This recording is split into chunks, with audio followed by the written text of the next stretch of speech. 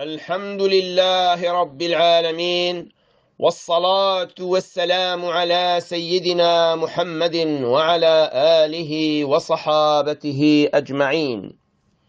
Mes frères et sœurs, assalamu alaikum wa rahmatullahi wa barakatuh. Par la grâce d'Allah subhanahu wa ta'ala, nous allons nous arrêter dans cette leçon sur le message de deux versets coraniques, le 7e et le 8e verset de la sourate Les Appartements, 49. أعوذ بالله من الشيطان الرجيم بسم الله الرحمن الرحيم واعلموا أن فيكم رسول الله لو يطيعكم في كثير من الأمر لعنتم ولكن الله حبب إليكم الإيمان وزينه في قلوبكم وكره إليكم الكفر والفسوق والعصيان أولئك هم الراشدون فضلا من الله ونعمه والله عليم حكيم. La traduction approximative, et sachez que le messager d'Allah est parmi vous, s'il vous obéissait des maintes affaires, vous seriez en difficulté. Mais Allah vous a fait aimer la foi, il a embelli dans vos cœurs et vous a fait détester la mécréance, la perversité et la désobéissance. Ceux-là sont les bien guidés. C'est là en effet une grâce d'Allah et un bienfait. Et Allah est omniscient et sage. Tout d'abord, on va s'arrêter sur le contexte de la révélation de la sourate Les Appartements. Après la conquête pacifique de la Mecque dans la 8e année après l'Hégire, de nombreuses tribus de Bédouins commencèrent à envoyer des émissaires afin qu'ils prêtent serment d'allégeance au prophète sallallahu alayhi wa sallam et acceptent l'islam au nom de leur tribu. Et à cause de ce phénomène, la 9e année de l'Hégire devint célèbre sous le nom d'année des délégations. Cependant, les ambassadeurs des Bédouins étaient souvent très crus et grossiers dans leurs relations avec le prophète sallallahu alayhi wa sallam du fait de leur tempérament dur d'hommes du désert. Leur parler bruyant et irrespectueux en présence du prophète sallallahu alayhi wa sallam déplut à Allah subhanahu wa ta'ala qui révéla par conséquent cette sourate afin de les réprimander et d'établir un code général de comportement et un ensemble de principes moraux pour les musulmans et pour l'humanité. Ce code représente le fondement essentiel pour la formation de toute communauté vraiment musulmane. Et dans ce cadre, nous pouvons résumer les principaux thèmes de cette sourate comme suit. Cette sourate insiste sur le comportement à adopter vis-à-vis du prophète sallallahu alayhi wa sallam et précise en outre que parmi les expressions de ce respect figure celle de sa consultation. La deuxième manifestation de ce respect réside dans le fait de baisser la voix en sa présence, car le prophète sallallahu alayhi wa sallam n'est pas un homme quelconque. Il traite aussi du sujet de la communication entre individus en recommandant de ne pas propager des informations sans s'assurer de leur authenticité. Ce n'est pas le rapporteur qui est forcément remis en cause, plutôt la qualité de l'information. Il appelle à la réconciliation entre personnes en conflit. Il contient un avertissement sur le danger des moqueries. Il insiste sur l'importance de la piété, qui est la seule valeur sur la base de laquelle les gens sont évalués. Et se termine par une authentique définition de la foi en islam et de ses implications. Méditons maintenant la parole d'Allah subhanahu wa ta'ala dans le 7e et le 8e verset. وَاعْلَمُوا أَنَّ فِيكُمْ رَسُولَ اللَّهِ. Et sachez que le messager d'Allah est parmi vous. Le verbe wa'lamu est un verbe à l'impératif pour inciter à la recherche de la connaissance et de la bonne information, et pour attirer l'attention sur ce qui va être dit. La parole d'Allah subhanahu wa ta'ala, anna fikum rasulallah, le messager d'Allah est parmi vous, est une insistance sur la valeur juridique de la présence du prophète sallallahu alayhi wa sallam, qu'il faut donc lui obéir dans ce qu'il ordonne de faire, même si ce qu'il propose ne plaît pas. On doit donc faire abstraction de ce que l'on désire et obtempérer et se soumettre à l'ordre du prophète sallallahu alayhi wa sallam. Le côtoiement des prophètes sallallahu alayhi wa sallam ne doit pas finir par figurer parmi leurs habitudes au point qu'ils en arrivent à le confondre avec n'importe qui et oublient l'importance de son statut. Sa présence est un bienfait et c'est à lui qu'il faut se référer en cas de litige ou de problème. Et nous remarquons spirituellement qu'Allah subhanahu wa ta'ala incite les interpellés à ne pas tomber dans la négligence spirituelle, dans le sommeil spirituel. À force de pratiques mécaniques, il y a un risque de tomber dans la monotonie.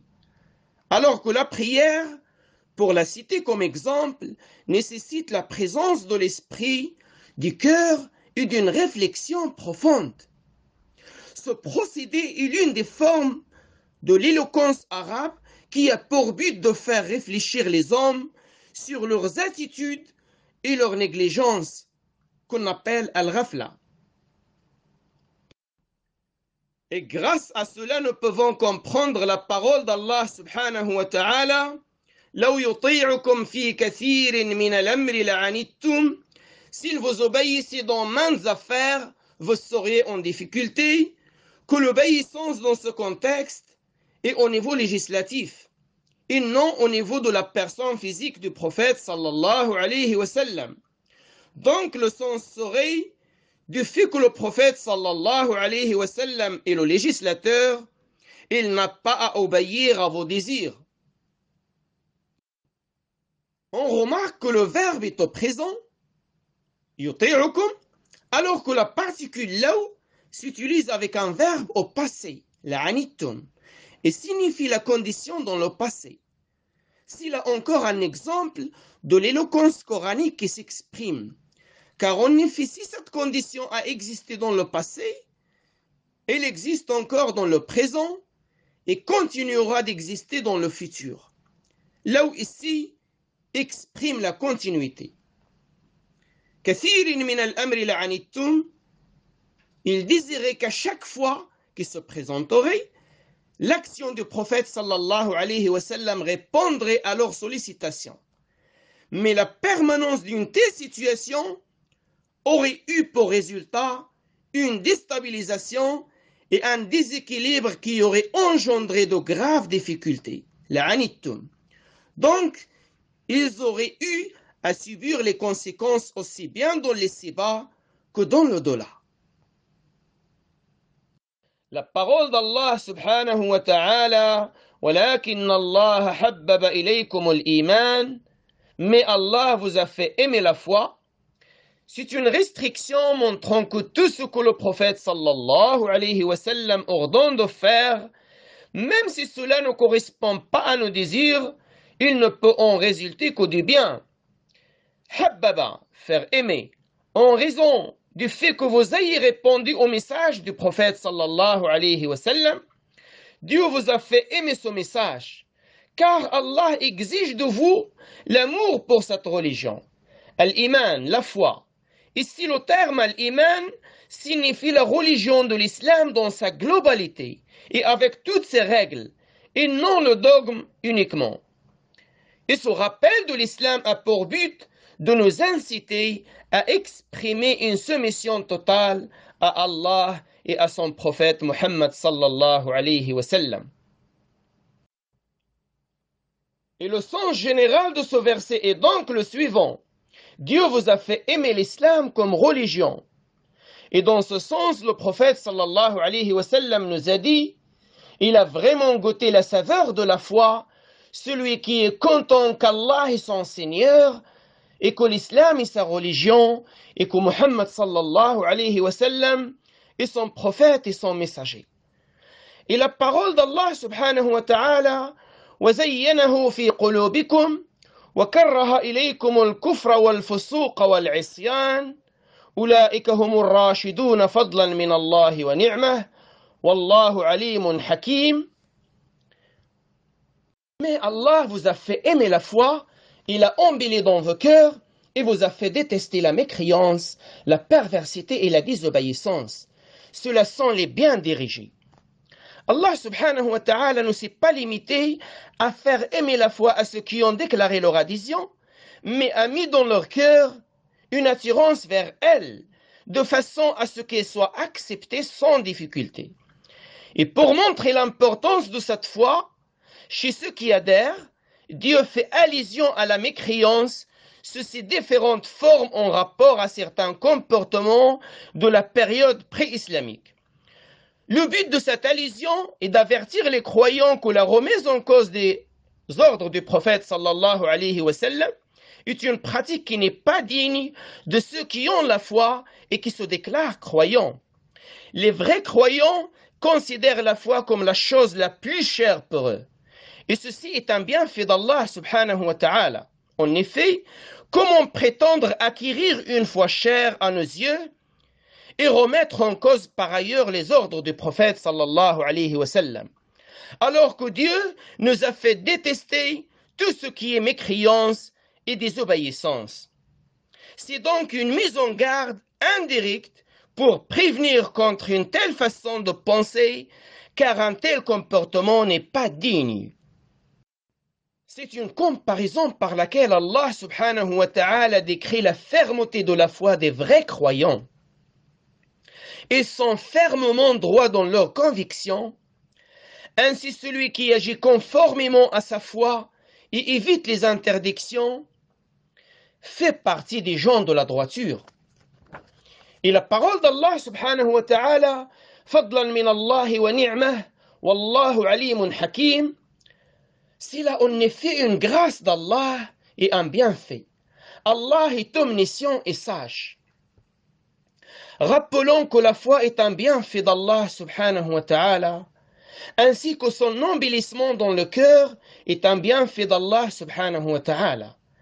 C'est une faveur qu'Allah subhanahu wa ta'ala accorde à qui il veut d'entre ses serviteurs, qui doivent donc être reconnaissants et lui rendre grâce pour tout ce qu'il leur accorde. Il y a là un rappel également qu'Allah subhanahu wa ta'ala est au courant de tout ce que nous faisons en privé et en public. Il est informé et savant des attitudes et des agissements de tout.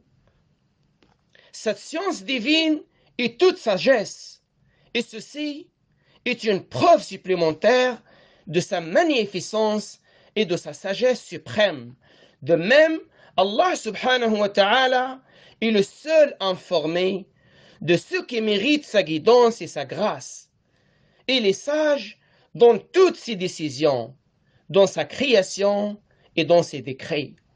Subhanahu wa ta'ala. Wa sallallahu wa sallam ala sayyidina Muhammad walhamdulillahi rabbil alamin. Wassalamu alaykum wa rahmatullahi wa barakatuh.